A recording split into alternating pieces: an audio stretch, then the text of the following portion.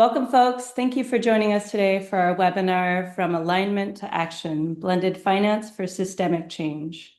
Today we have three incredible speakers that will share about their experience with blended finance and how they're shifting from extraction and capitalist growth models towards more inclusive and life-centered ways of moving and shifting resources through just transition and regenerative practices.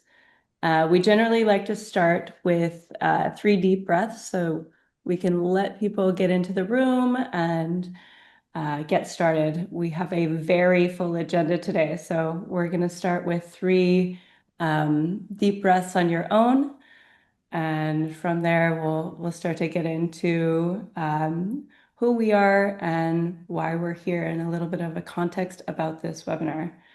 So I'm going to take 3 deep breaths. I invite you to join me. And please stay on mute if you can. All right, thank you all again for joining us. I'm Faith Flanagan, the 360 lead and co-founder of Regenerosity, and we're happy that you've joined us today for this webinar. We've had over 540 RSVPs, which shows us that this subject is a very important one. And we'll be handing it over to Lynn Murphy, founder of Transition Resource Circle, who is partnering with us on this webinar series. This is the second in a series of 4 webinars that we're holding on moving money in service of life. We're very excited to have a panel of incredible speakers today from all over the world. Inez Stephanie from Supernova Ecosystems and Equatoria Capital, Taj James from Full Spectrum Labs and Capital Partners, and Laura Ortiz Montemayor from SVX Mexico and Managing Partners of Regenera Ventures Fund. And if you have any questions, we ask you to put your questions in the chat. Again, we ask that you stay on mute for the full length of the webinar. We will share questions with Lynn. Principles for governing commons. And she originally submitted this is a slightly longer list of 10. Faith, you're on mute. Oh, yeah. We ask that you stay on mute so that we can actually move the webinar forward. We will have many people on this webinar today. So please, please stay on mute. And then we'd love for each one of you to introduce yourself. Please introduce who you are, share your name, institute affiliation, and your place, the place you call home. And I'm going to hand it over to my colleague Ruth to share more about Regenerosity and a bit more about the context of this webinar. Thank you all again. Thank you, Faith. And hello, everyone. I'm Ruth Andrade. And one of my many roles in supporting regenerative cultures and the emergence of regenerative cultures is as board chair for Regenerosity. Regenerosity, we are a nonprofit and we resource and strengthen grassroots leaders and organizations that are really active in regenerating their communities and regenerating the earth and their landscapes. We mostly work in Brazil and East Africa. Brazil is where I'm from. And we help mobilize resources to support them in growing their programs, also connecting them to one another in this peer-to-peer learning networks. We support connections in the wider ecosystem with different funders, for example, and we help amplify the stories. So at the moment, we're just finishing a really beautiful 2-year program in the northeast of Brazil, working with a cohort of indigenous communities that are working on biocentric restoration. Yeah, and just seeing how, being part of this also helps build resilience, revitalize ancestral wisdom, while actually having, tangible outcomes to the lands that they're stewarding. And yeah, as you all know, I think this is the summer where climate change has really landed. I do not know anyone that is not being affected by it this summer. And this work has never been more needed. I live in the UK. I'm from Brazil, but I live in the UK and I live in the southwest of the UK. And here where I am, July closed with 1.6 millimeters of rain. That's just over half an inch of rain.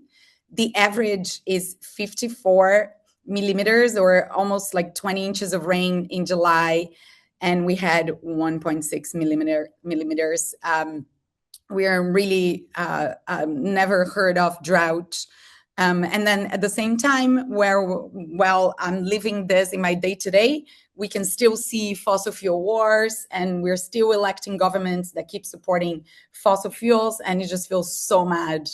And then we add the fact that philanthropy is now sitting on trillions. There's $1.8 trillion in the US alone that is held in foundation assets and donor advised funds. And as we know, a lot of that money is being invested in the systems that are causing the harm that we're all experiencing, including all the frontline communities we're working with.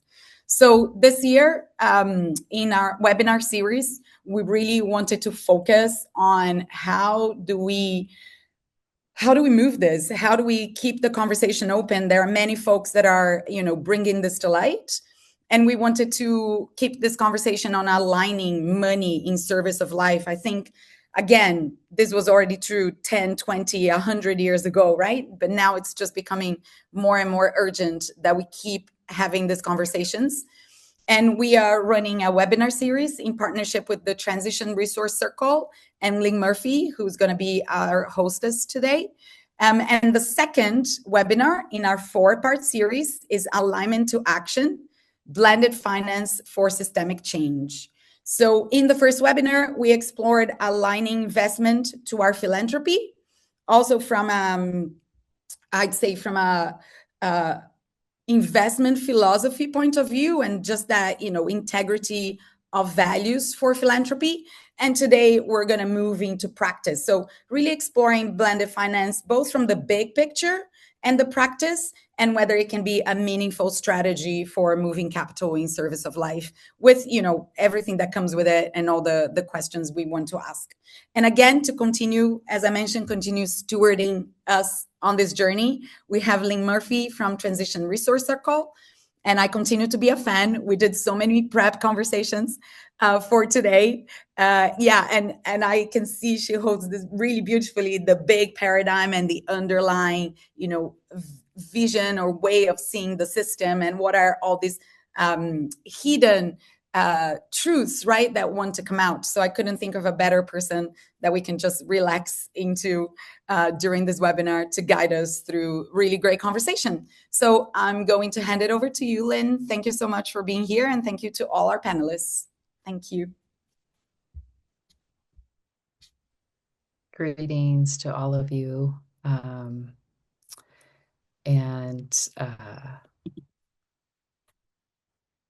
Just wherever the lands that you're calling from, I'm greeting you, your waters, your ancestors, those who may be really feeling the effects of where we are, and we might want to call climate crisis, polycrisis, meta-crisis. Many are also deeply affected by just the shifting politics, wars, refugees, just greetings and welcoming whatever state you're in. And it's also August 4th. And so many may be calling in or listening in after holidays or vacations, and just honoring you're here right now. And in some ways, I feel deeply almost humbled, shy to be in the seat of moderator for this conversation, both because of the panelists here and the breadth and the depth of experience and inquiry and work that they have done, and also so many who are listening in, just the incredible experience that is here in this time that we're all looking for. How do we respond, and what do we do in ways to serve life?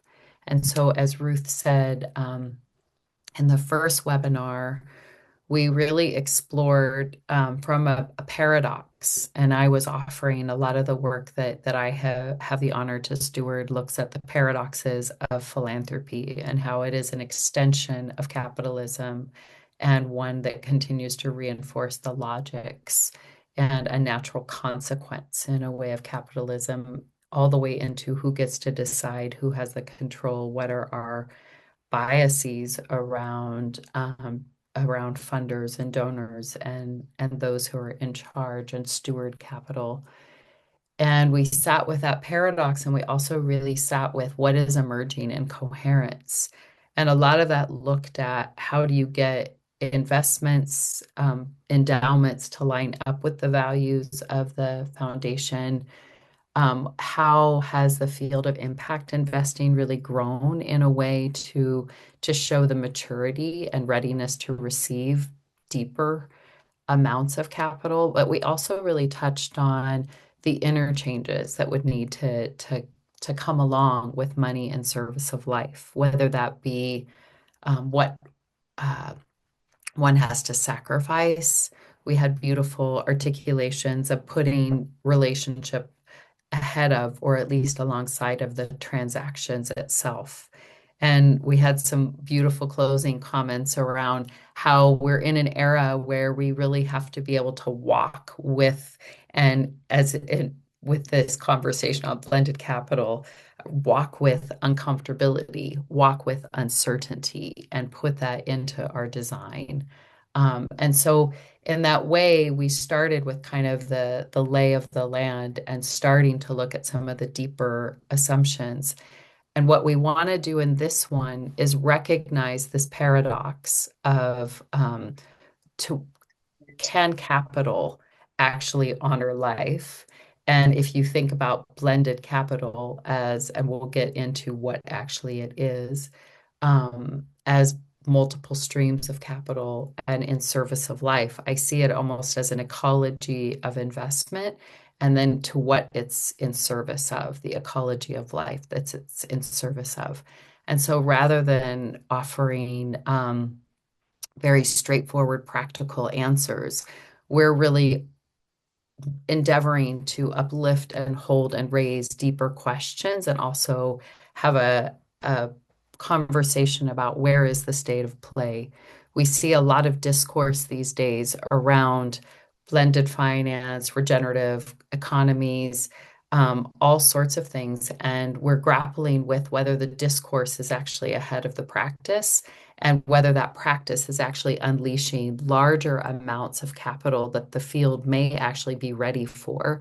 And all of those who have done enormous amounts of work on what are the design principles and the acumen and the relational ways of being that could move us in these ways. So that's where we're hoping to go. And I think there's a lot more I could say about asking, instead of what does capital want, what does life want, and how we might design from there. But rather than me saying more to foreground, I would much rather hear from our panelists and get into the questions. So I didn't introduce myself, but I was, maybe you listened to the first webinar series, or maybe not. You can certainly find a recording of it. So perhaps I'll just say, I direct something called the Transition Resource Circle, and our inquiry is, as in the name, how do we transition out of systems of domination, exploitation towards ones that serve life? A big focus on resources and philanthropy, and circle ways. How do we find unlikely allies, Indigenous elders, funders, activists, cosmologists, as well as multiple ways of being and knowing that guide us in this journey? So that's who's sitting in this seat, and I will endeavor to serve the panelists and the questions that you all bring to the best of my ability. And I already saw some questions. Yes, this will be recorded. And we embrace the awkward, the contradictory, all of it. So we're not going for polish, we're going for honesty and deepening. So with that, I'm going to ask Taj, and then Laura, and then Inez to introduce themselves. And the way to introduce yourself is, we'll put your bios in the chat, but more, how is it that you find yourself here in a panel, in a webinar series on money and service of life, speaking about blended capital?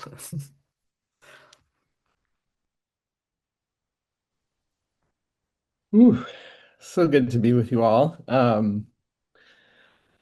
What time is it on the clock of the world as you invited us to reflect, dear sister? As great sleep blogs first offer that question up to us, and many of us ask ourselves that every day. And one thing that I feel, and I know many other people feel, is that things are speeding up, right? Um, some of the way we experience that speeding up is the coming apart or the falling apart or the ending of a long cycle, 500-year cycle, 5,000-year cycle, depending on how you want to look at it, right? That we're in a moment of what my dear friend Norma Wong would call collective acceleration. And as our brother Bai would say, it's time to hurry up and slow down. So all of the paradox, all of the contradiction, that is where we are. And it's excruciating, and the world is on fire. And our ancestors are grieving, and our descendants are looking to see what we're gonna do. They're looking to see the choices we make that will shape the future they inherit, right? So that's where we are. I'm a dad of two amazing young humans. I'm a girl dad, proud girl dad. I'm a poet. I'm a practitioner. Um, yeah, every binary is a spectrum. Every spectrum is a wheel in a web and a spiral, except when it's not. On the road to awareness, default to complexity and paradox. That's why I'm here. And if you want to know more, I put a bunch of things in the chat to share more about my journey. But I'm here because I love life. I love our mother, and we have not taken very good care of her, and she takes good care of us. And like the thing we've forgotten is how to listen to our mothers and our aunties. And that's basically the problem we've had for the last 5,000 years or so, as far as I can tell. And if we're gonna have descendants who are not like we are the descendants of the dinosaurs, but the dinosaurs aren't here except for the chickens, right? They're here in that form. But if we want to be here, not the way the dinosaurs are here, but the way that we're here now, we got to remember to listen to our mothers and to our mother. And yeah, so that's me. That's my thing. And I'm not going to talk about credit default swaps. I might, but I'm going to talk about recoverable grants and the difference between a recoverable grant and a non-collateralized recoverable loan. Why does that matter? Because each of those forms of capital structures relationship. And as we heard in the last webinar, if you haven't listened to the last webinar, you got to go back and listen after this because it's all the context for the discussion we're having, right? Capital is code, capital is culture, capital is an invention, and capital structures relationships. It can structure collaborative relationships, it can structure extractive, harmful relationships, but it structures relationships. That is what the blended finance conversation is about. How do we want to be in relationship? And how do we structure the capital to align our relationships so that the capital is in service of our purpose and is in service of restoration in life, right? So that's one way to think about what we're going to dig into. But that's already way too much about me. You can go listen to podcasts if you want to hear more. It's not very interesting, but go for it. Excited for the conversation. And as you can tell, like I'm also really corny, as my children will say. And like as the world burns, we have to find some joy and humor in the midst of it. Because if we don't, we won't be in touch with our creativity and our radical imagination. Our joy is necessary for that. So I'm going to be as silly as possible because why not? Life is short. Let's have some fun. Good to see y'all. Thank you, Taj. And now I'm wishing I would have brought my puppets and poetry. So maybe we'll get there on one of the other webinars. Laura, we would love to hear what brings you and your work into this conversation around blended capital in service of life.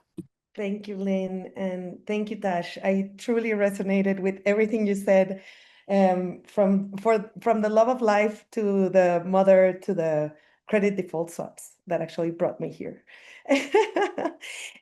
So back in the day, I used to be a banker.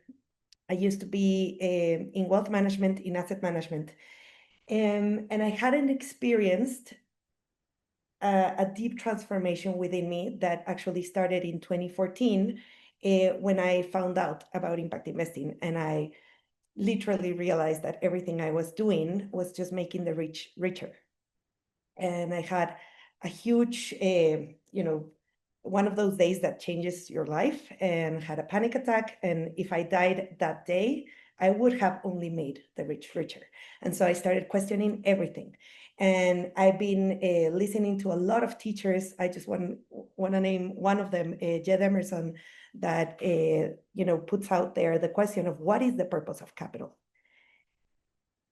Is it its eternal reproduction? Or is it to liberate humanity's potential?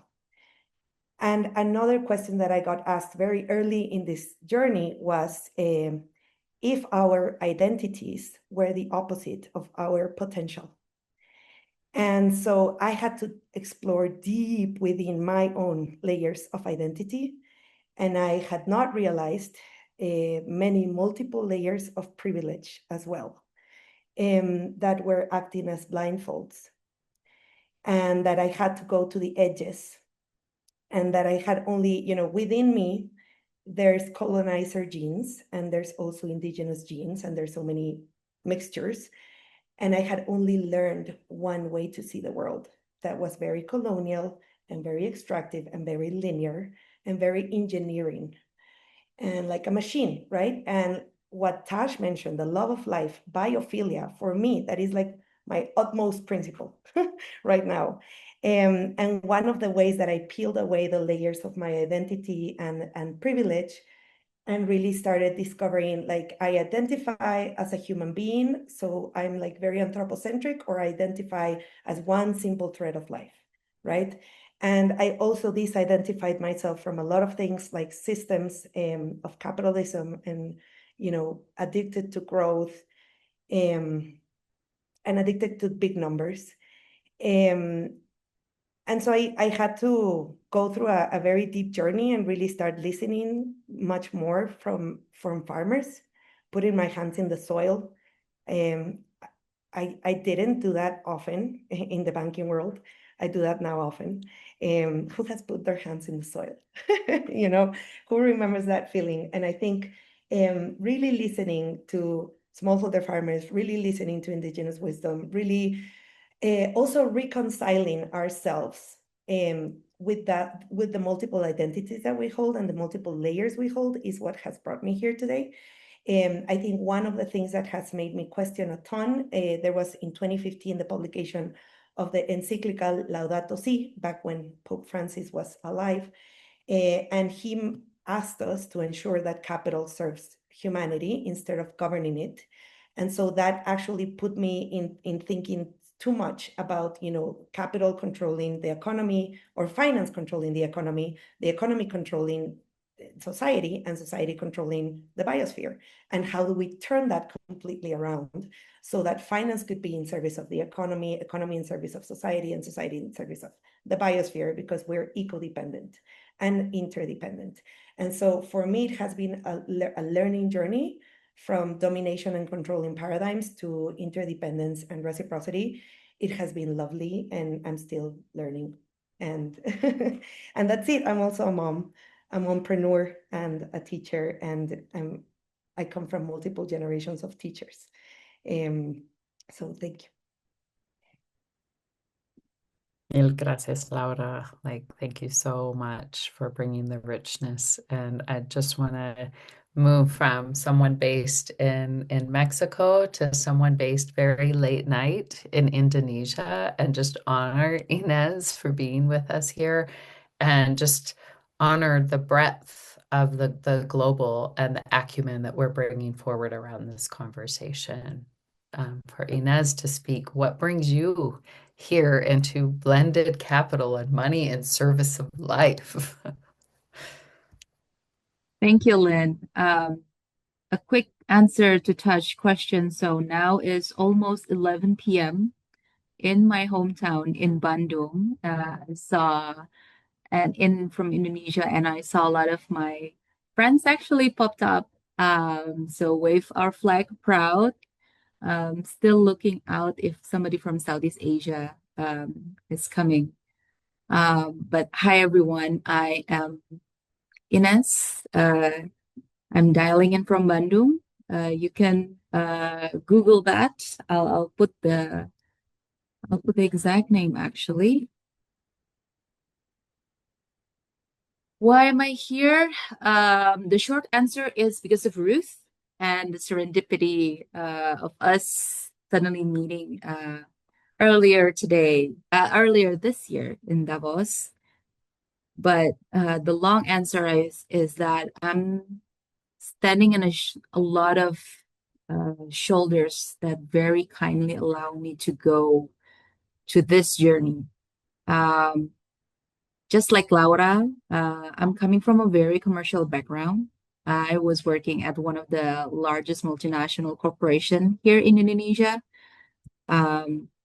Before finding my ways to impact, I think a lot of folks here, I saw somebody who actually, I used to jokingly said I was set up by this lady. That's why I'm in impact right now. But the one that drives me here in this conversation is really, again, the love of life. Just, like we are. Not a very good poet. I don't know how. But I express it to a question that everything should resemble life, then it would be sustained, right? And I think what I'm offering here today in this panel is just like Laura, I have looked deep into my own veins and my own nation history, I guess. Colonizers, merchants, but also a different way to express the love of life has happening in Indonesia. If you are a book avid, I would suggest you all a book or a series of book rather by David van Reybrouck, because he's not also wrote about Indonesia but also about Congo Basin. And I think that he should wrote one more about Brazil. Then we all have one common. Yes. And so that's how I came to realize that, the system of economy that doesn't serve life as we know it right now, it's the muscle that we only developed recently. Recent meaning, at least for Indonesia, is like the last 350 years ago. So when I heard Ruth speaking, and also Lynn obviously speaking about going back to the way our ancestral moves, about redefining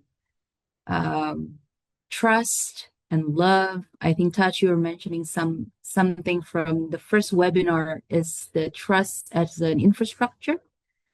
And the way we blanketed the financial system right now is just pretending that it was in lieu of trust.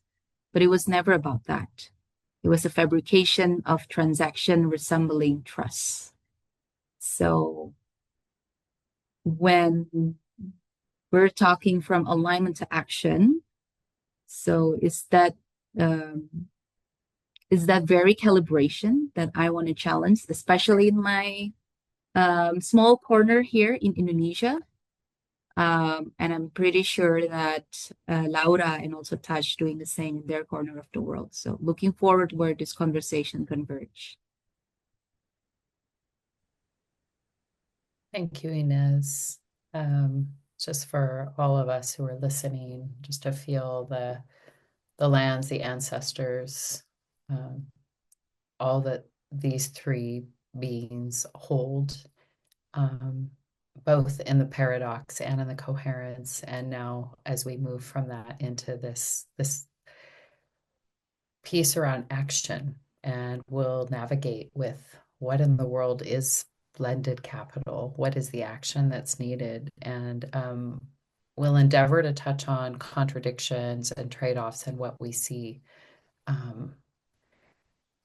if we really take the prompt deeply of money in service of life. We want to start with our beloved poet and one who comes from a movement organizing background. And then I have had the honor to learn with and learn from over the last few years. And in what I see that Taj just is so deeply and unyielding committed to in terms of really nourishing the ecology and continuing to uphold what we might call first principles in the way that he works with wealth stewards, philanthropy, community organizers, and et cetera. And so we just want to have, it's like sit at the feet of our poet laureate and full spectrum and ask the kindergarten question. Taj, what in the world is blended finance and blended capital, and why in the world do we need it right now? And then if you can weave in a practical example or two, and also how you see that it actually helps us to reframe something that is in service of life. Ooh, just the little things, just the little things. Just start there, yeah. Taj. So I'm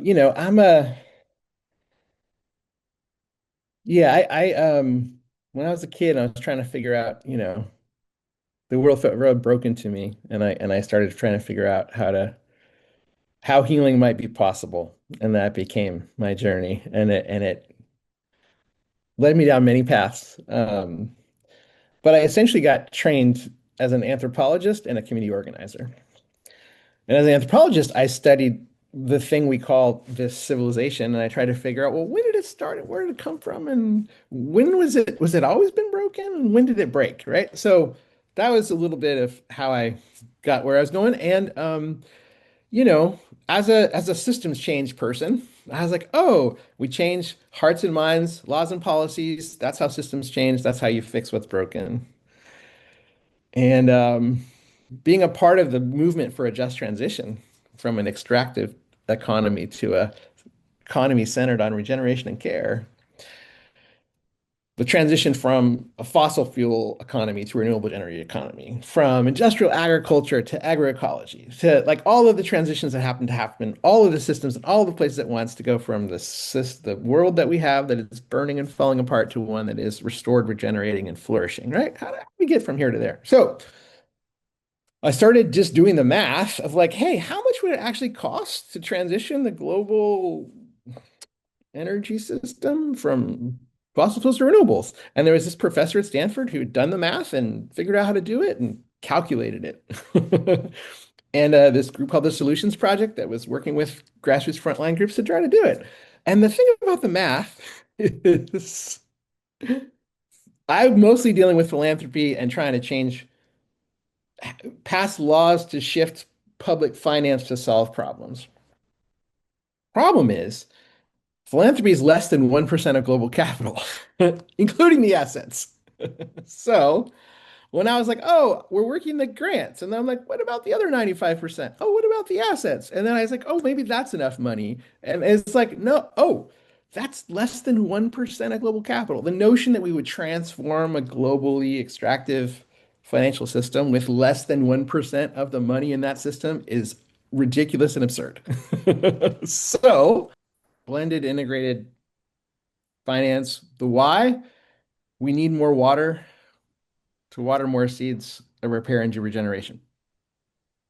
And the philanthropic capital is the capital that unlocks all the other capital. It's the smallest amount of capital in all of the capital system, but it's the most it is the capital that is publicly, it is by and for the public, along with our public resources, and it's also the money that we can use to unlock the other money we need to unlock. So in the context of like divest and reinvest, divest from fossil fuels and reinvest in renewables, it occurred to me that like, okay, capital structures relationships. If I give and you receive, if I lend and you borrow, that tends to be a binary supremacy relationship as opposed to a horizontal relationship often, right? What problem number one? Problem number two is if I'm giving you something back that was taken from you, that's not a grant or a loan. It's not a grant or investment, it's a return. It's a return. So part of what has to happen is that money needs to flow back to the places from which it was taken. And we have to move beyond gifts and investments to do that. We have part of that is the process of return. So that's one way to understand this. The other like very simple practical way to understand it is we within full spectrum group, there are different moving parts. There's parts that work with capital stewards, part that works with community stewards and ecosystem stewards, and parts that work with the river keepers in the watershed, right? Energy is energy, water is water, capital is energy that wants to flow like water. So we have the cloud people, the lake people, and the river people. Demand, supply, and the bridge from supply to demand. And in an ecosystem, we got capital flowing, flourishing, regeneration, right? So we're organized in our group to support the processes at each stage of the watershed. And generally, what we're talking about by blended capital is grants, debt, equity, tax incentives, grants, debt, equity, new market tax credits, real estate, right? And so this is a spectrum. And the why of, and I'm going to talk a little bit about case study of work that Full Spectrum Advisors has done with the Hidden Leaf Foundation, because they had grants and they had an endowment, and they said, hey, we want to put something in between our grants and our endowment. We're going to take some money out of our endowment and do some impact investing, which means we're going to structure portfolios that are like loans and equity investments at a negative 25% to 3% rate of return to us. And we're going to have a community investments portfolio and a deep impact portfolio, which is like an MRI portfolio, which has to just do with essentially like how you think about risk and return to the investor. First principle, universal risk, universal return. Not risk to the investor, return to the investor. So risk to the planet, risk to workers, risk to the borrower, risk to the investor. Universal return, universal risk. So as human beings, we want to be in the business of thinking holistically about other beings. Human and more than human. So first principle. For the Hidden Leaf Foundation, they were already giving core support grants to a set of long-term grantees. So they were doing social justice philanthropy excellently, doing all the things that social justice philanthropists are supposed to do. But then why? And they asked like, well, why would we not just give them more? It's like because your grantees want more than grants. Well, why? Because they're buying land to create agriculture projects and they're generating revenue to be less dependent on philanthropy and they're building bioregional economies to do stuff. And if they just sought grants, they would only be able to access like 10% of the money they need to do all that stuff. So they're already looking for money beyond grants. So this is you being responsive to what your partners are already asking for because there's not enough money in philanthropy and there's not enough money in the grants. So as you're doing, we're going to move money out of your endowment into another pool. So in addition to their grant, you're going to give them a recoverable grant. And I'm going to talk about recoverable grants. My favorite thing and And this is how we support the Hidden Leaf Foundation in relationship to how we help them to do that. But like, why recoverable grants? Recoverable grants. Where's the recoverable grants? I'm gonna stop sharing for a second. Yeah. So capital products structure relationships. What's the difference between a recoverable grant and a non-collateralized forgivable loan? In the spreadsheet, the actual math of the financial transaction is actually the same. The terms of the financial transaction are actually the same. There's some important differences. Recoverable grant is essentially the purpose of that capital. The primary purpose is often capacity building. You're working with an institution or organization that hasn't been able to, it's trying to build the capacity to access other forms of capital. Like they need to get a loan from a bank, but they've never gotten a loan before.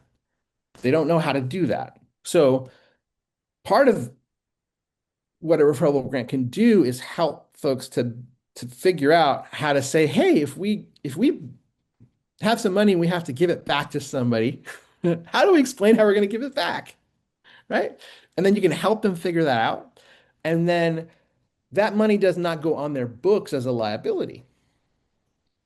So in terms of their audit and people looking at their financials, they don't have to explain a debt. And if they're unable to pay back that money, they haven't defaulted on a loan, right? So it's capacity building capital. And if it's deployed the right way, then the organization, the community learns how to do something they need to do, and then they're in a stronger position to access other forms of capital. They're going to have more significant requirements of them, right? Because if it was a non-collateralized forgivable loan, you don't pay back a recoverable grant, no one will ever know. You don't pay back a non-collateralized forgivable loan, you've defaulted on a loan. Right? Same financial product, different impact, and different relationship between the person providing the capital and the person receiving the capital. So I will pause there. There's more I can say. I'll put some stuff in the chat about Elevate, which is our partner, Rosh, in Australia, who we're helping to build infrastructure in the Australian context that's kind of parallel to what we do. And he's really focused on recoverable grants with the Elevate gift tool. So I'll put that in there. And then Liberated Futures Fund, which is a $14 million fund that we designed and manage that's got a recoverable grant program embedded in it. So I'll put those examples and you can kind of see more how we're deploying recoverable grants in the context of the blended capital, full spectrum capital context. All right. Check. Thank you. Thank you, Taj. And thank you for being with us in all of this. And to Laura and Inez for writing with us with grace and dignity. And Laura, you do a lot of education of folks and working. And so I want to ask you a similar question and just keep building on this, which is how or why blended finance, and how does it go beyond impact investing? And how do you see it as either something that builds a bridge and or can actually transform? And what are you learning as you do both the stewardship of the capital and the education of those to come in and see this? And let me see if I can help you unmute. I think, yeah. Thank you. There we go. Thank you, Lynn. And I think that was super helpful and practical, Tash. And thank you for sharing it with slides, because I think that gives a lot of clarity. So to provide a little bit of context, here in Mexico, mostly what we have available is very expensive debt. And so basically, there is not a lot of granting capital. There is very few, or I would say a decreasing amount of Mexican-based philanthropy due to fiscal reasons. We don't have the fiscal incentives that the US has. We don't have donor advised funds. There's so many instruments that just don't exist here. And rule of law could be very questionable. So mostly we don't have any limits to interest rates. And so for me, I don't want to I don't want to confront against debt, but mostly the outcome of debt could be more extractive sometimes, or a lot of the times. And so sometimes it's not necessarily the medicine. Sometimes it is the poison. And so I think we have to really dive deep into the actual clauses and actual term sheets of debt. And I really like the word equity, precisely because within the word is equity itself, And so equity is, of course, the purest form of capital, and the one where the actual person that is financing takes the risk and like puts the skin in the game, right? And so what I have seen too many times in blended finance, in impact investing nowadays, especially the ones that arrive, like the impact investing that arrives into Latin America, plays it too safe. So they imagine whatever institution that receives a ton of philanthropic capital, and what they finance is very safe. They are a lot of, so like my ideas got very revolted, I guess, with the distraction. But basically, we are a continent that is usually seen as a commodity inventory, right? We usually provide a lot of the raw materials, the minerals, and of course, agriculture. And so my work has been a ton in agriculture. And a lot of the agriculture finance that comes from traditional impact investing comes in a form of trade finance. So it is very comfortable to just finance the groups of smallholder farmers that are already exporting, that already have certifications, that are already doing, the millions of dollars in ticket sizes. And so I think even if that is a good impact, it is not transformative. It is super incremental. Like if today I'm, exporting coffee, and tomorrow I export 2 tons more of coffee, I mean, that's an incremental impact. Like, what can we do to actually transform the reality, right? And so, okay, so can you guys see my screen? Yes, okay. So I was learning for a while from the Transform Finance crowd. Maybe some of you have already met them, but the Transform Finance group that started back in the Obama days, led by back then Morgan Simon and there are many, had 3 Transform Finance principles that I find very useful. But they summarize the 3 Transform Finance principles summarize into nothing for me without me.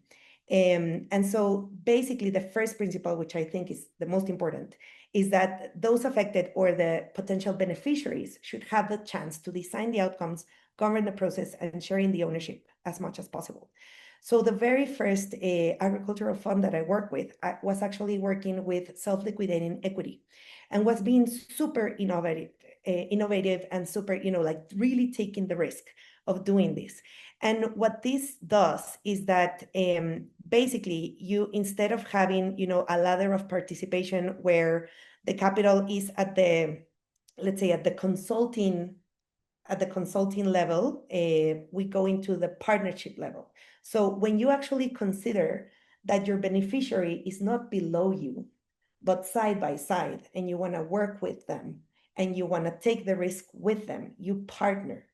So you don't put them below, right? So you want to share the wealth that we create. We want to be distributed by design as much as possible. And so I have a ton of slides, but basically in this slide, you can say, okay, the left-hand side gives you increased farmer vulnerability, and the right-hand side gives you increased farmer or asset ownership, engagement, participation, and thus forming a collective governance and stability and resilience. And so for me, my ideal would be that regeneration is funded in a distributive way. And a distributive way would be if we were all equal and we had the equity, instead of, being either a supplier outside of your cap table or an employee, or, so it is very different to be equals. And so I think weaving equality within the transaction is super important, because the capital by itself creating its own profit is very disconnected from reality. We need to remember that the word capital comes from the actual heads of cattle that used to be the value of your household. And so capital used to be very, very grounded in reality, in real assets. And we have lost that reality completely. And the many layers of finance that have formed, like derivatives and so many others, just completely lost the ground, right? And so now finance has become a very mythological creature that is all about the social construct of what we think finance is and what we think a market rate of return is. That is very far away from reality. The actual value of all the economy is created in photosynthesis. Even oil was created by photosynthesis, thousands and millions of years ago. So photosynthesis is the ultimate technology, the ultimate creator of value, and what that brings about everything and anything else. And so when we ground capital back to real assets and back to the realities, I think we evolved from this linear mindset into this regenerative mindset. That there's many layers of complexity here, but it's less energy required, less materiality required. And if I'm still sharing, right? No, okay. So I might be taking too long, Lynn. I'm so sorry. My ideas got so mixed up. No, Laura, that was really, really beautiful, and is a beautiful bridge to where we want to go with Inez as well. And I just want to speak to a few pieces you brought in very deeply, which is partly the question with Inez and this: what do we actually see as asset? Who actually governs? How our long history of ownership and privatization are ones that you're really speaking of. When is it a bridge and when is it a transform?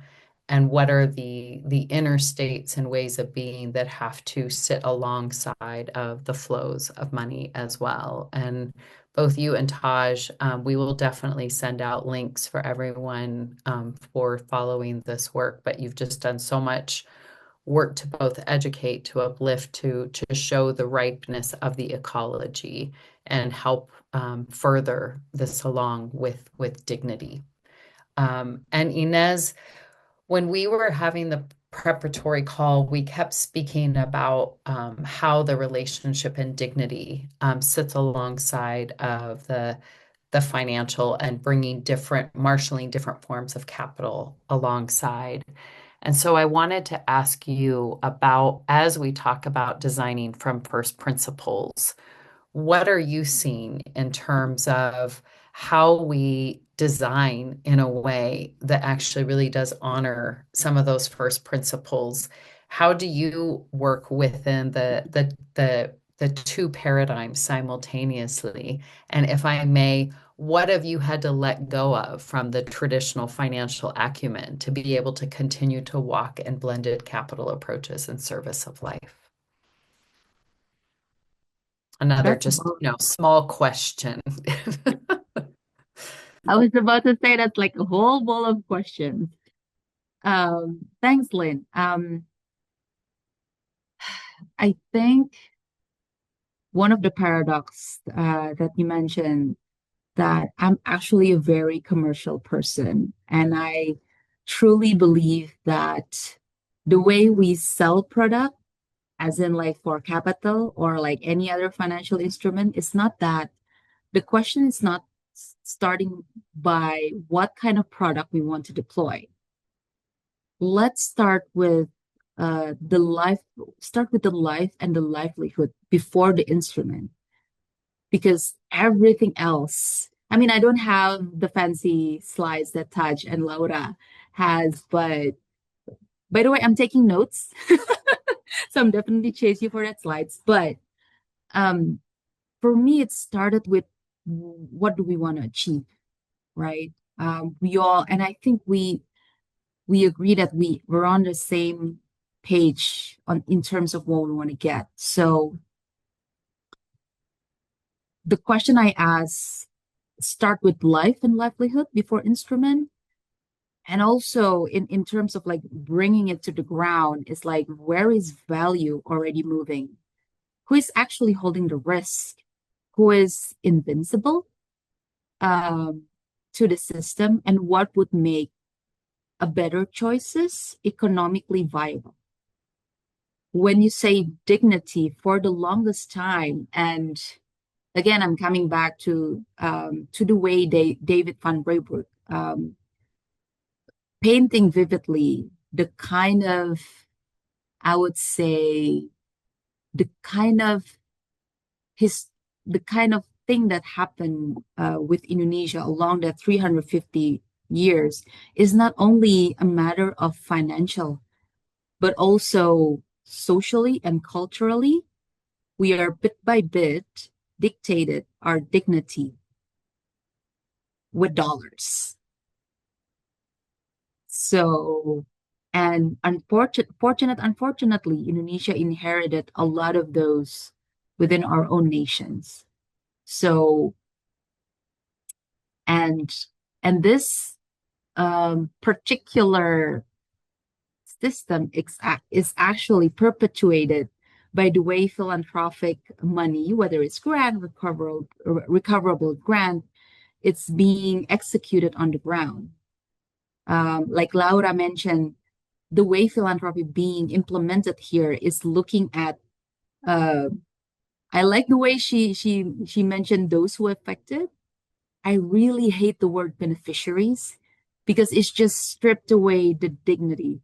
I really hate the word beneficiaries, empowering, as if we don't have the thing to empower ourselves.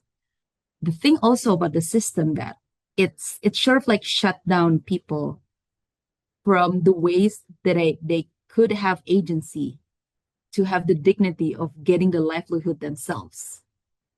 And somehow it was go in terms of like intermediaries of like investors or investment, the way it's done. A lot of people say, well, they have the money, so they have the power. So we kind of, I remember circa 2013, 2015, 17, when technology startups are really rising in Indonesia, we actually remember still experience how different the treatment of investor, even though they're a-hole, versus, the companies that need to pitch with them. In those days, Indonesian startups, and mind you, there's only 1 to 2% of Indonesian that can speak as fluently as me. And given Indonesia 270 million people, it's actually a fraction, right? Those companies who's actually doing real work, real business on the ground, are forced to pitch in English. So it's like, why? But they always coming back to the first principle. Probably this is the second principle in.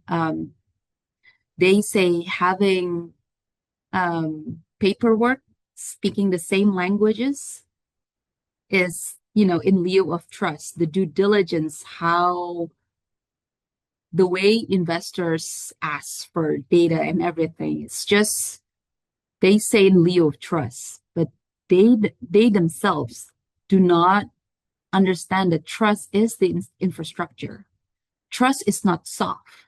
Trust is not, invisible. It's not a nice community word, but it's an infrastructure and has to be paired with discipline still. And third, do not confuse investor comfort with impact. That is like, I think, the most genuine thing. When you say impact of education, when you say, what's the indicator of a children gets educated? Is it going to the school every day or not? Is the access of internet is a progress or a regress? Just for the context, the Indonesians have a very huge case of online gamble paired with online loans with rates higher than the sky to feed their addiction. So I'm gonna stop there because I've already reached like third principle already. Thank you, Inez. And I just want to offer what I'm hearing in all three of these is that the educator in me is listening to the pedagogy or the practice that has to come alongside the flow of the capital and the foregrounding of trust and relationship that we can all say, but to live it as principle is where some of the rub comes in, and some of the ways that we often will hear some of our Indigenous elders speak about the need for the two eyes seeing from different cosmologies simultaneously, not just as the external gaze, but the way of being.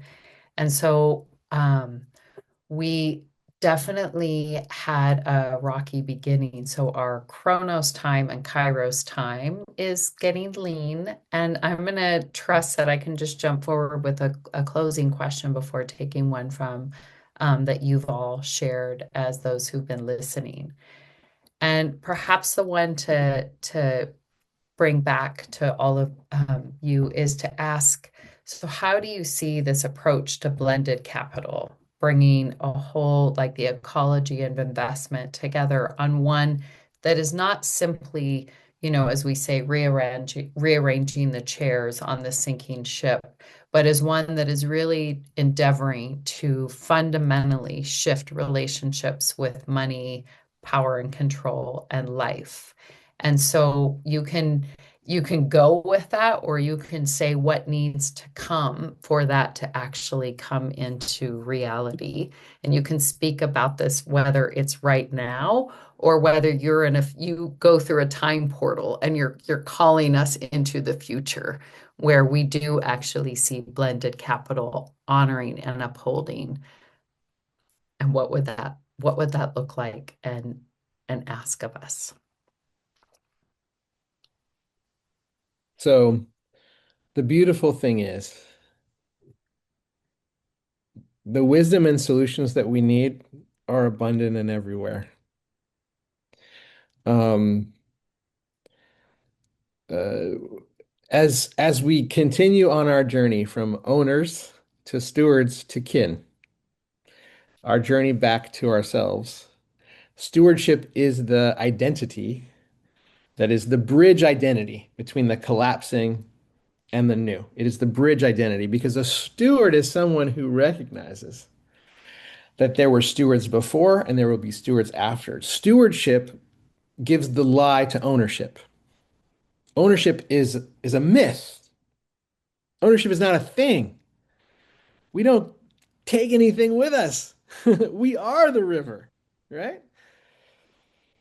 Descendants of ancestors, ancestors of future descendants. But that's an identity. That's an understanding of ourselves. So if we can just recognize and ask the question what it means to be good stewards, capital stewards, community stewards, ecosystem stewards, and enterprise stewards. So for capital stewards, the people who get to decide where and how resources flow.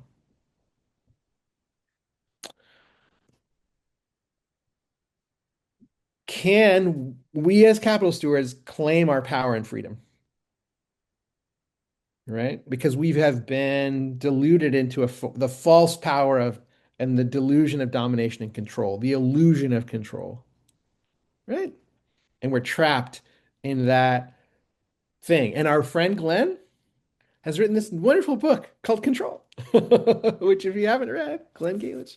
Um, and he talks about all the fake rules, right? Like that, we're making all this up.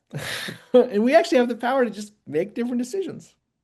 And if you're a capital steward, you actually have the most power in the system to shape the future because what you can do is just shift the control of resources into the stewardship of community stewards and ecosystem stewards who are watering the seeds of repair and regeneration.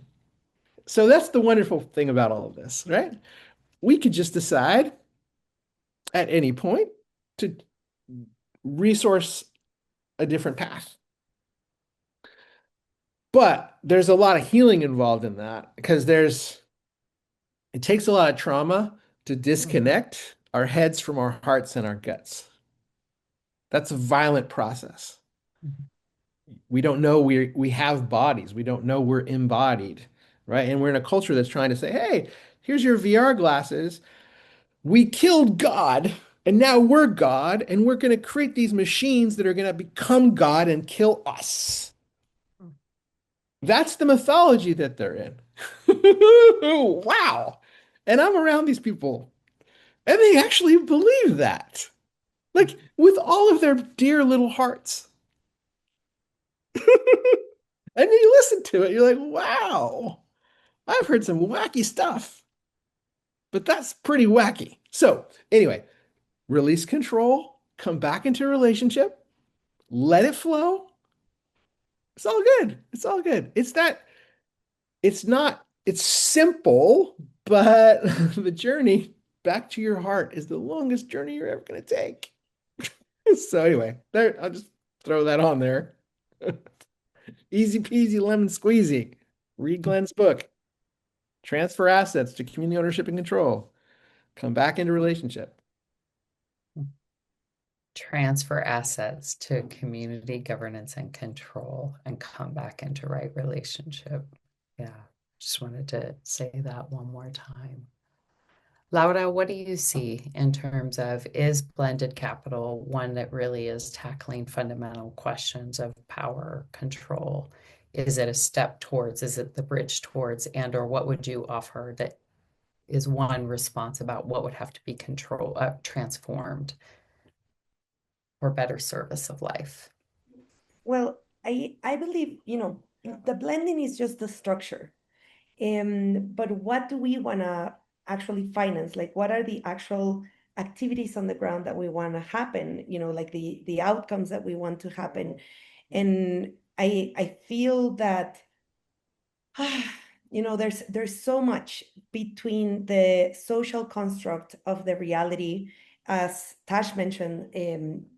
So there's a lot of techno optimism out there.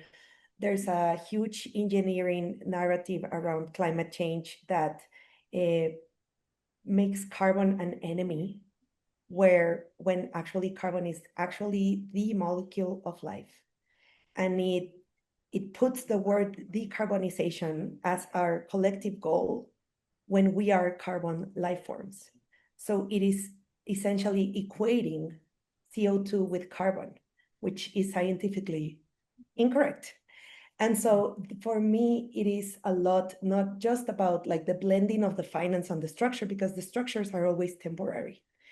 And there's never, a single answer, but rather only contextual ones. So I think the blending is, how we open up our minds and our imaginations, but rather like really thinking into how do we bring in ecological intelligence, ecological understanding, love into our transactions to really change what we're doing and be braver and put ourselves out there and really put our skin in the game with, the vulnerability of the world. And if we are not at risk, we are not doing impact.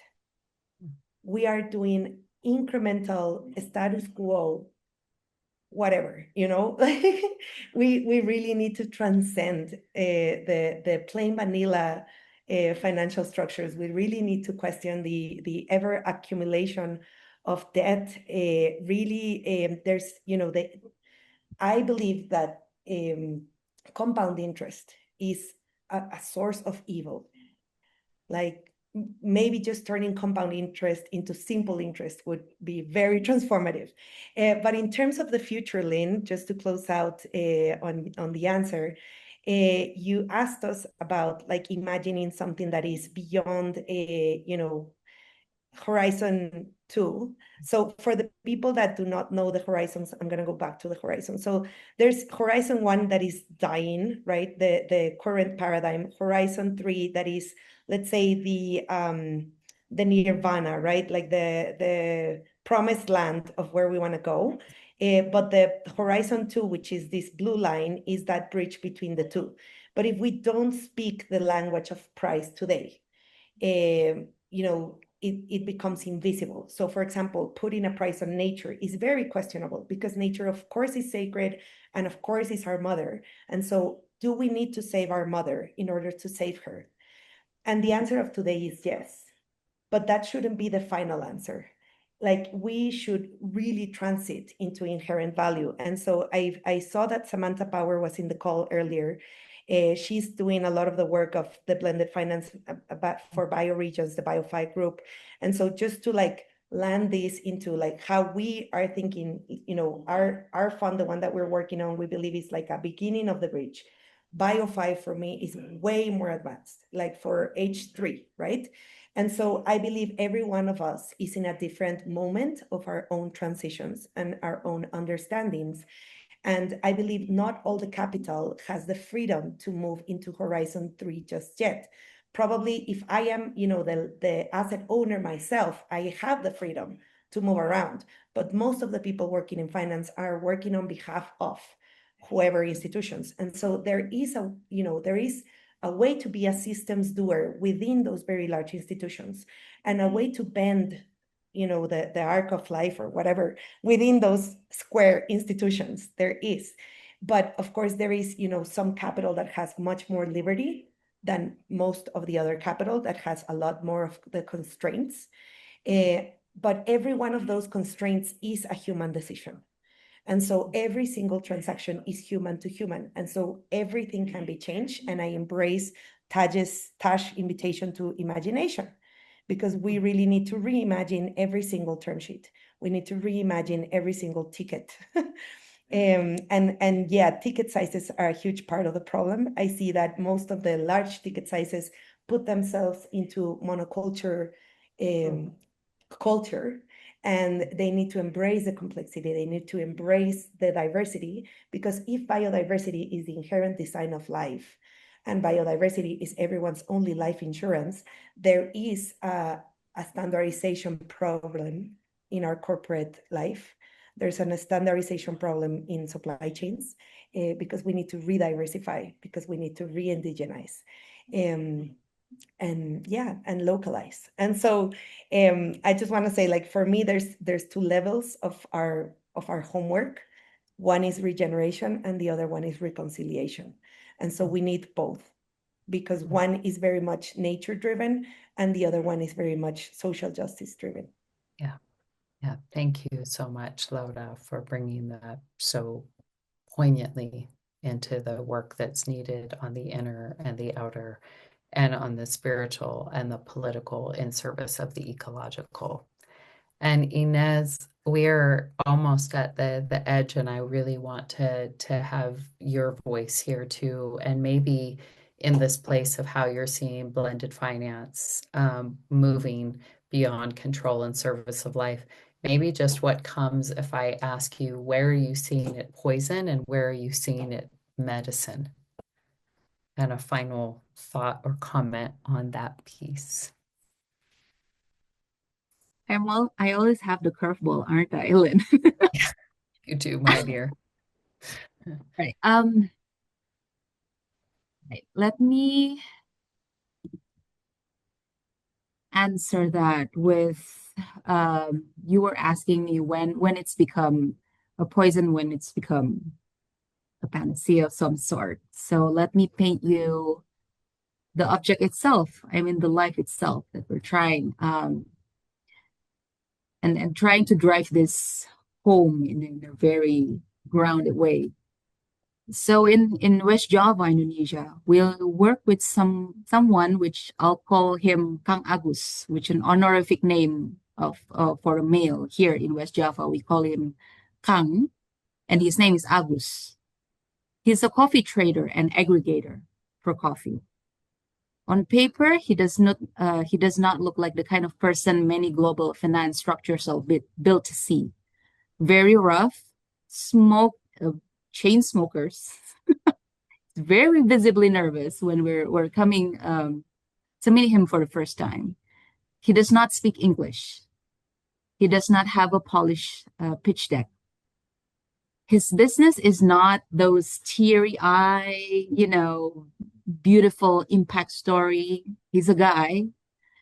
He doesn't have any kind of corporation reporting or a visible credit history.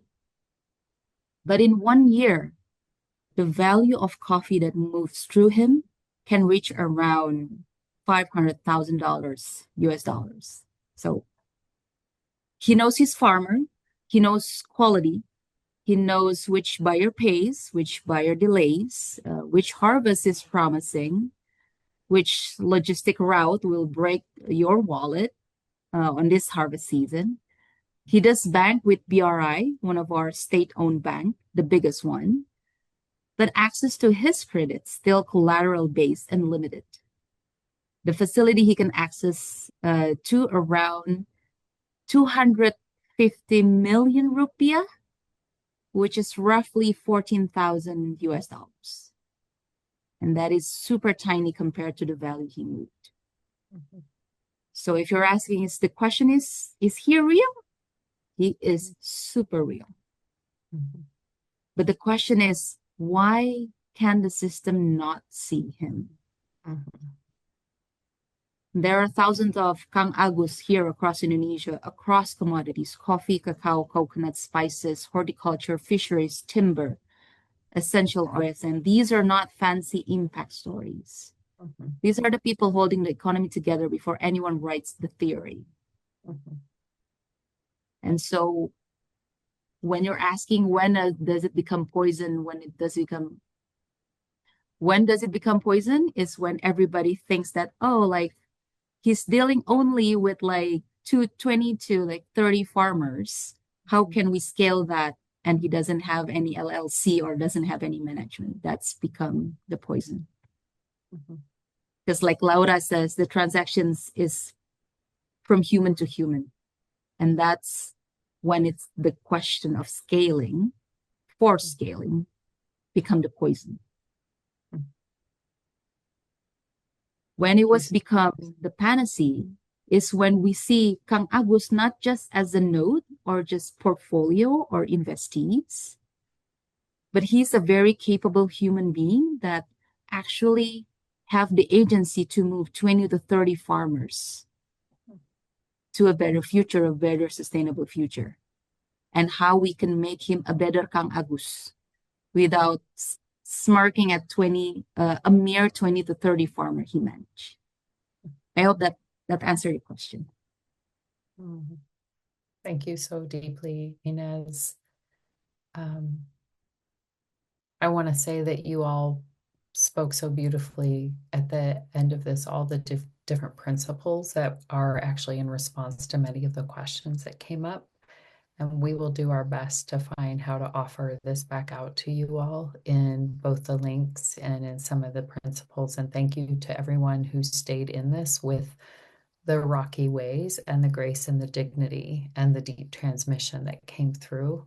And the honor that I feel to sit here with those of you from around the global majority, speaking on behalf of and not for, but with communities and with life and the more than human and the ancestral realm around clunky topics of capital. And we're right at the hour. And so Faith or Ruth, anything further from Regenerosity in this piece and how we continue? I think we just want to say thank you all for holding this space and the disruption with such grace. And thank you to Lynn specifically for really steering us through this journey on flowing money in service of life. This is the second webinar in a series of 4 webinars. We are looking at moving to a webinar series where unfortunately we won't be able to see you all, but all of the audience, but just know that we're holding you all with such high regard. And thank you to Laura, Inez, and Taj for your wisdom and your work. Yeah, just grateful to have you all.